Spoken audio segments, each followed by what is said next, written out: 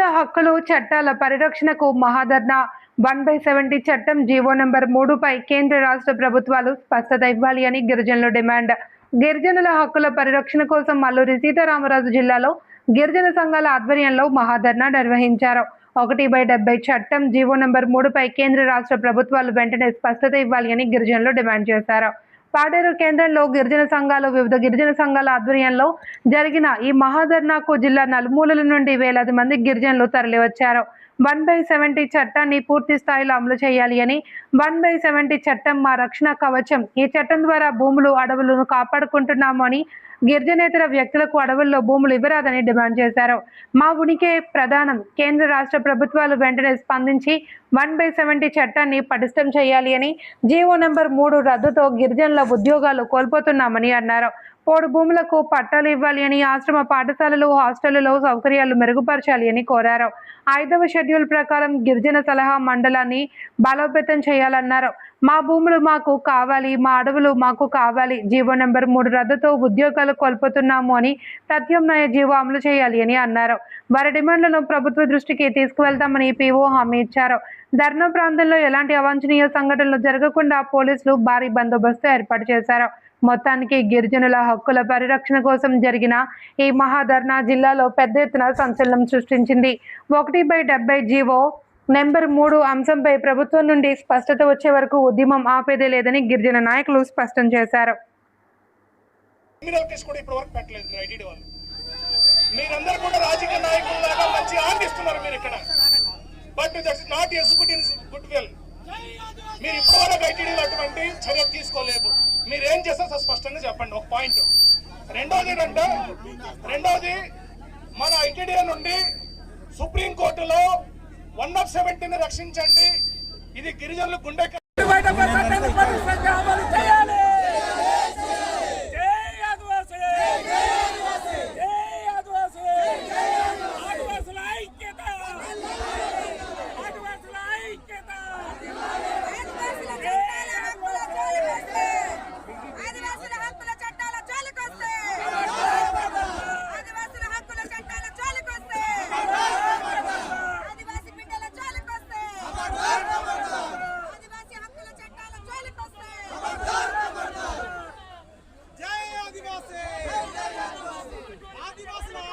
చెవికి వినిపించింది. LTR case నమోదు చేసి జైలుకు పంపాలి. కానీ ఇప్పుడు వరకు ఆ రకం లేదు. ఎగ్జాంపుల్ ఉక్కుంపేట కొండమ్మని ఒక ఆవిడ ఉంది. 8 షాపులు ఉన్నాయి. ఒక ఆవిడకి ఒకటి కాదు 72 సెంట్లు ఉంది. 72 సెంట్లు ఆవిడకి ఎలాగొచ్చింది భూమి? ఆవిడకి నాన్ డ్రైవ్ కి 1917 నుంచి 1970 వరకు చెప్తుంది ఏంటి? మొత్తం భూమి గిరిజనులని చెప్పి. మరి వాళ్ళకి ఇస్తాం మనం 72 సెంట్ల భూమి. వాళ్ళకి మాకు తెలిసింది మీరు జడ్జిమెంట్ ఇచ్చారని. తెలిసింది మాకు. మీరు జడ్జిమెంట్ అంటే వెనక్కి తీసుకోండి, లేకపోతే బిల్డింగ్ కూల్ చేస్తాం. వెళ్ళి దయచేసి అర్థం చేసుకోండి. మీరు చట్టాన్ని అమలు చేసే పద్ధతిలో చట్టాన్ని అమలు చేయడానికి గిరిజనులకి చాలా సహనం ఉంది, ఓపిక ఉంది. ఓపికని మేము భరిస్తున్నాం, ఎందుకంటే మేము చట్టాన్ని గౌరవిస్తున్నాం కాబట్టి. చట్టం కానీ మీరు ఉల్లంఘిస్తే అరకులు మేము 10 బిల్డింగ్లు కూల్చే మాకు కొత్త ఏం కాదు. క్లియర్ గా చెప్పాము. Cost is acquired by birth, not by marriage.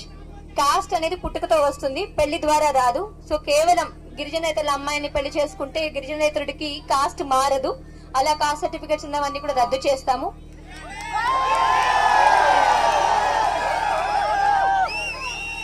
Zone 1 నుంచి జోన్ 2 కి మనమే డిస్ట్రిక్ట్ అడ్మినిస్ట్రేషనే కాదు, కలెక్టర్ మేడం, మినిస్టర్ గారు అందరూ కూడా, మొన్న మన హెచ్ఆర్డీ మినిస్టర్ లోకేష్ గారు వచ్చినప్పుడు కూడా చాలా క్లియర్ గా రిప్రజెంటేషన్ ఇవ్వడం జరిగింది. మనకి జోన్ 1 నుంచి జోన్ 2 కి వెళ్ళడం వలన మనకి ఎలాంటి ఇబ్బందులు ఉంటాయి, లాజిస్టిక్స్ ఇష్యూస్ అని. దీని మీద మనం కూడా కాబట్టి పూర్తి జిల్లా యంత్రాంగం ట్రైబల్ రైట్స్ ని అప్హోల్డ్ చేయడానికి మాత్రమే ఉన్నాము. మా మెయిన్ రైట్స్ అండ్ మా మెయిన్ డ్యూటీ ఇక్కడ మీ అందరి రైట్స్ పరిరక్షించడం మాత్రమే. కాబట్టి 1/70 కి సంబంధించి ఎటువంటి వయలేషన్ జరగడానికి లేదు, చెయ్యనివ్వము.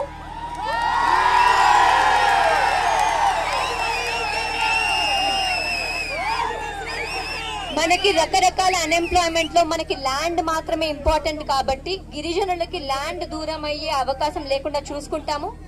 ఇంప్లీడ్ చేసినప్పుడు సమగ్ర నివేదిక మనకి ఎలాంటి కండిషన్స్ ఉన్నాయి, ఎంప్లాయ్మెంట్ ఎందుకు లేదు, ల్యాండ్ మనకి ఎంత ఇంపార్టెంట్, నిరక్షరాస్యత వలన మన ల్యాండ్ ట్రాన్స్ఫర్ కానీ కోల్పోతే ఎన్ని ఇల్లీగల్ రిజిస్ట్రేషన్ జరగగలుగుతాయి, ఇవన్నీ కూడా మేము రాస్తాము. మీరు దానిలో అటువంటి భయపడాల్సిన అవసరం లేదు. ఇంప్లీడ్ అవుతామండి, ఇంప్లీడ్ కి పంపిస్తాం, ఖచ్చితంగా రిపోర్ట్ పంపిస్తాము.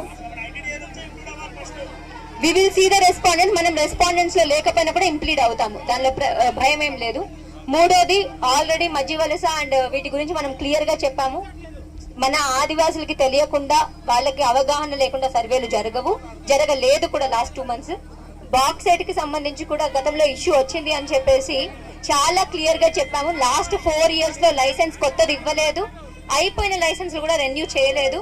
ఎవరో పేరు లేని ఏజెన్సీలు వచ్చి చేస్తే ఖచ్చితంగా వాళ్ళ మీద పోలీస్ యాక్షన్ తీసుకుంటాము. సో దానికి కూడా భయపడాల్సిన అవసరం లేదు.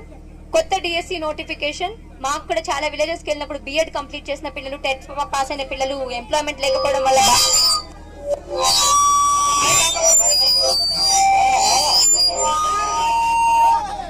బాధ వేస్తుంది. కాబట్టి